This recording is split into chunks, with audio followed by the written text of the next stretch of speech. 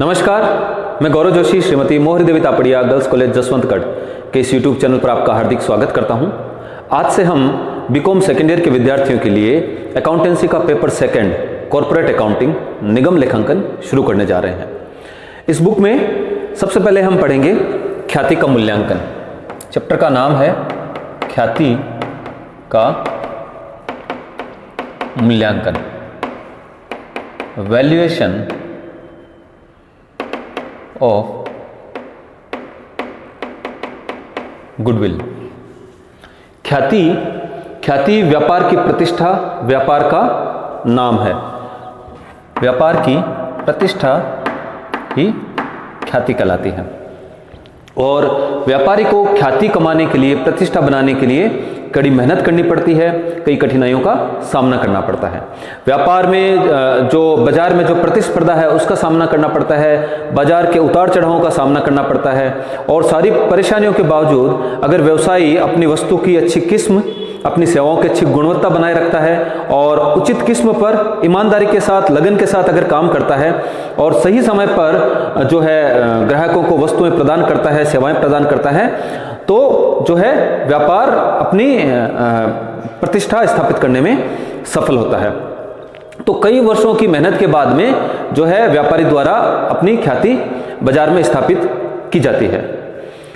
ख्याति के मूल्यांकन की समस्या, हम पढ़ रहे हैं ख्याति का मूल्यांकन। तो ख्याति के मूल्यांकन की समस्या तब आती है जब कोई व्यवसायी अपने व्यवसाय को बेचना चाहता है, क्योंकि जो ख्याति है, ख्याति अब जो है व्यवसाय के लाभों को कमाने में सहायता कर रही है, लाभार्जन में सहायक बन गई है। जिस प्रकार से अन्य संपत्तियां व्यवसाय के लाभार्जन में सहायक होती हैं, उसी प्रकार से जो ख्याति है, ख्याति भी व्यवसाय के लाभार्जन में सहायता करती है। ख्याति एक अदृश्य संपत्ति के रूप में काम करती है और ख्याति की वजह से ही जो है ग्राहकों की संख्या में बढ़ोतरी होती है, विक्रय में बढ़ोतरी होती है, जिससे कि अंततः लाभों में वृद्धि होती है। तो अगर एक व्यवसायी, पुराना व्यवसायी अपने व्यवसाय का विक्रय करना चाहता है, तो जिस प्रकार से वो अन्य संपत्तियों का मूल्य वसूल करना चाहता है, उसी प्रकार वो ख्याति का मूल्य भी प्राप्त करना चाहेगा। क्योंकि जो ख्याति है, ख्याति कई वर्षों की मेहनत के बाद में कमाई गई, एक स्थापित की गई संपत्ति है, जिसका मूल्य वो ग्राहक से, जो क्रेता से वसूल करना चाहेगा। मान लीजिए कि एक व्यवसायी है, पुराना व्यवसायी है, जिसकी बाजार में ख्याति है ए, और एक नया व्यवसायी है जो व्यवसाय प्रारंभ करना चाहता है बी। नया व्यवसाय प्रारंभ करना चाहता है। अब नए व्यवसायी के पास में दो ऑप्शन है कि या तो वो नया व्यवसाय शुरू करे या फिर वो जो कोई व्यवसाय पहले से चल रहा है, स्थापित है, उसको खरीद ले। तो बी अगर नया व्यवसाय शुरू करता है तो इसके पास ये है कि कुछ वर्षों तक इसको मेहनत करनी पड़ेगी, जिसकी वजह से शुरुआत के कुछ वर्षों तक या तो ये व्यवसाय में अपनी हानि का उठाएगा या फिर इसको जो है शून्य लाभ होगा, ये केवल अपने खर्चों की ही भरपाई कर पाएगा। तो शुरुआत के कुछ वर्षों तक या तो इसको हानि होगी या फिर ये नो लॉस नो प्रॉफिट की स्थिति में होगा। लेकिन अगर जमा व्यवसाय खरीदता है तो ये संभावना है कि ये पहले दिन से ही लाभ कमाना प्रारंभ कर देगा। तो जब पुराने व्यवसाय के पास नया व्यवसाय आता है और पुराना व्यवसाय खरीदना चाहता है, तो ए द्वारा बी से ख्याति का मूल्य वसूल किया जाएगा। तो बी पुराने व्यवसायी को यह पूछता है कि आपके ख्याति का मूल्य क्या होगा, किस प्रकार से आप ख्याति का मूल्यांकन करोगे, ख्याति के मूल्यांकन का आधार क्या होगा। तो ख्याति के मूल्यांकन का आधार, ख्याति के मूल्यांकन के लिए किस चीज को आधार बनाया जाएगा। देखिए, जो ख्याति है, ख्याति का जो अल्टीमेट इफेक्ट है, जो अंतिम प्रभाव है, वो यही है कि ख्याति लाभार्जन में सहायता पैदा करता है। ख्याति की वजह से लाभ कमाए जाते हैं। नया व्यवसाय प्रारंभ करेगा, नए व्यवसाय की व्यापार बाजार में प्रतिष्ठा नहीं है, इसको कोई नहीं जानता, इस वजह से इसके पास कम ग्राहक होंगे और कम विक्रय की वजह से ये लाभ नहीं कमा पाएगा। लेकिन जमाया व्यवसाय है, पुराना व्यवसाय है, कई वर्षों की मेहनत है, इस वजह से इसने ख्याति कमाई है और इस वजह से ये आज लाभ कमा रहा है। तो ख्याति के मूल्यांकन का आधार होगा लाभ। अब लाभों में भी दो प्रकार के लाभों के आधार पर ख्याति का मूल्यांकन किया जाएगा। पहला है प्रत्याशित लाभ या भविष्य में कायम रहने वाले लाभ। तो आज जो ये लाभ कमा रहा है पुराना व्यवसायी, वो लाभ नया व्यवसायी पहले दिन से ही कमाना शुरू कर देगा, वो लाभ भविष्य में कायम रहेंगे। तो इन भविष्य में कायम रहने वाले लाभों के आधार पर जो है ख्याति का मूल्यांकन किया जाएगा। दूसरा, बी व्यवसायी ये कह सकता है, या फिर बी व्यवसायी, या फिर बाजार में ये बात है कि अगर कोई व्यक्ति नया व्यवसाय शुरू करता है तो वो सामान्य लाभ कमाएगा। ऐसा नहीं है कि अगर नया व्यवसाय शुरू करने पर वो हानि उठाएगा या नो लॉस नो प्रॉफिट की स्थिति में रहेगा, शून्य लाभ कमाएगा, बल्कि नया व्यवसाय जब किया जाएगा तो लाभ कमाया जाएगा, लेकिन सामान्य लाभ कमाया जाएगा, नॉर्मल प्रॉफिट कमाया जाएगा, एक सामान्य लाभ कमाया जाएगा। लेकिन अगर बी जो कि नया व्यवसायी है, अगर पुराना व्यवसाय खरीद ले तो बी जो है सामान्य से अधिक लाभ कमाएगा, क्योंकि जमा जमाया व्यवसाय है और ग्राहकों की संख्या अधिक है, विक्रय की मात्रा अधिक है। इस वजह से जो नया व्यवसाय लाभ कमाएगा उससे अधिक लाभ पुराने व्यवसाय खरीदने की वजह से ये बी नया व्यवसायी कमा सकता है। तो सामान्य लाभ से अधिक लाभ कमाएगा ख्याति की वजह से। तो ख्याति के मूल्यांकन का दूसरा आधार है अधिलाभ। अधिलाभ का मतलब हुआ सामान्य से अधिक लाभ, सुपर प्रॉफिट।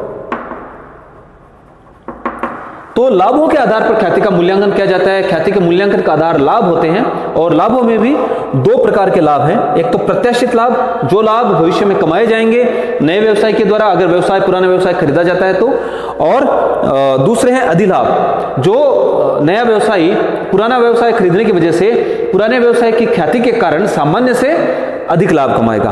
तो ख्याति के मूल्यांकन के दो आधार हैं। अब हम बात करेंगे ख्याति के मूल्यांकन की विधियों की। तो इन दोनों के आधार पर ख्याति का मूल्यांकन किया जाएगा। तो ख्याति के मूल्यांकन की विधियां, पहली है वर्षों की क्रय विधि। वर्षों की क्रय विधि के आधार पर ये ख्याति के मूल्यांकन की विधियां हैं कि किस प्रकार से ख्याति का मूल्यांकन किया जाएगा। ख्याति का मूल्यांकन इन आधारों पर किया जाएगा, और ख्याति का मूल्यांकन करने के लिए जो विधि काम में ली जाएगी वो विधियों की हम बात कर रहे हैं। तो ख्याति के मूल्यांकन की पहली विधि है वर्षों की क्रय विधि। प्रत्याशित लाभ के आधार पर ए नए व्यवसाय को कहता है कि अगर आप नया व्यवसाय शुरू करते हो, या फिर बाजार में ऐसी धारणा है कि नया व्यवसाय शुरू किया जाता है तो कुछ वर्षों तक जो है हानि उठाई जाएगी या शून्य लाभ कमाया जाएगा, नो लॉस नो प्रॉफिट की स्थिति रहेगी। लेकिन पुराना व्यवसाय खरीदने की वजह से पहले दिन से ही जो है नया व्यवसाय लाभ कमाना शुरू कर देगा। तो कुछ वर्षों तक नया व्यवसायी बी जो लाभ कमाएगा वो ए की ख्याति की वजह से कमाएगा। तो ये वर्ष निर्धारित कर लिए जाते हैं कि कितने वर्षों तक, 3 वर्ष 5 वर्ष, ऐसा माना जाएगा कि शुरुआत के 3 वर्षों तक या 5 वर्षों तक जो भी लाभ कमाया जाएगा बी के द्वारा, क्रेता के द्वारा, नए व्यवसाय के द्वारा, वो ए की ख्याति की वजह से कमाया जाएगा अगर वो ए का व्यवसाय खरीदता है तो इसलिए भविष्य में कायम रहने वाले लाभों के आधार पर वर्षों की क्रय विधि के आधार पर जो है ख्याति का मूल्यांकन किया जाएगा। यानी कि ऐसा मान लिया जाएगा कि 3 वर्षों की क्रय विधि के आधार पर जो है ख्याति का मूल्यांकन किया जाएगा।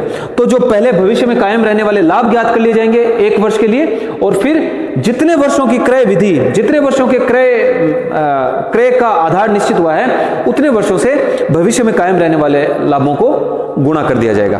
तो भविष्य में कायम रहने वाले लाभों को आधार मानकर वर्षों की क्रय विधि के आधार पर ख्याति का मूल्यांकन किया जाता है।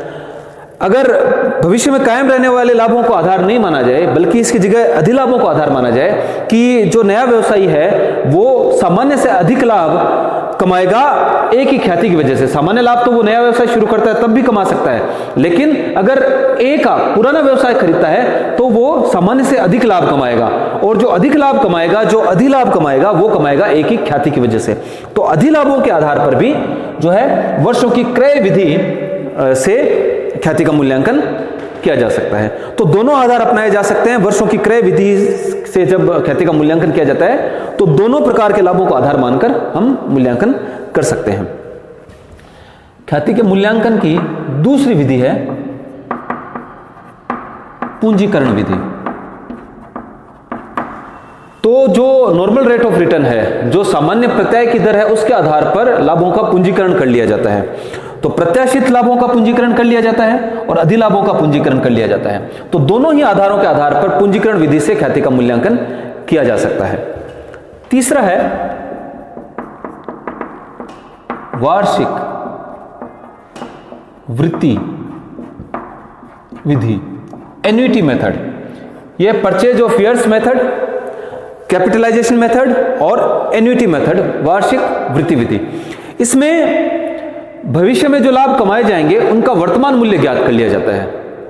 जैसे एक ही ख्याति की वजह से बी, जो कि नया व्यवसायी है, अगर एक का व्यापार खरीदता है जमा जमाया, और एक ही ख्याति की वजह से अगर आने वाले कुछ वर्षों में जो लाभ कमाता है, उन लाभों का वर्तमान मूल्य वार्षिक वृत्ति विधि के आधार पर ज्ञात कर लिया जाता है और वर्तमान मूल्य ही ख्याति का मूल्य कहलाता है।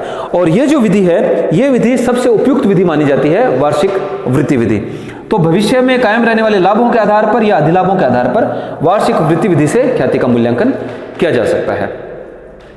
तो आज की क्लास में हमने पढ़ा कि ख्याति क्या है और क्यों जो है पुराना व्यवसायी ख्याति का मूल्य वसूल करना चाहेगा, और अगर ख्याति का मूल्यांकन कब किया जाता है, और जब ख्याति का मूल्यांकन करने की समस्या पैदा होती है तो ख्याति के मूल्यांकन का आधार क्या अपनाया जाता है, और ख्याति का मूल्यांकन की विधियां कौन कौन सी है। तो अगली आने वाली क्लासेज में हम इन विधियों से प्रैक्टिकल क्वेश्चन हल करके देखेंगे। तब तक के लिए धन्यवाद। मैं आशा करता हूं कि आज की क्लास में हमने जो भी पढ़ा आपको अच्छे से समझ में आया होगा। इस वीडियो को लाइक कीजिए, शेयर कीजिए, हमारे YouTube चैनल को सब्सक्राइब कीजिए। धन्यवाद।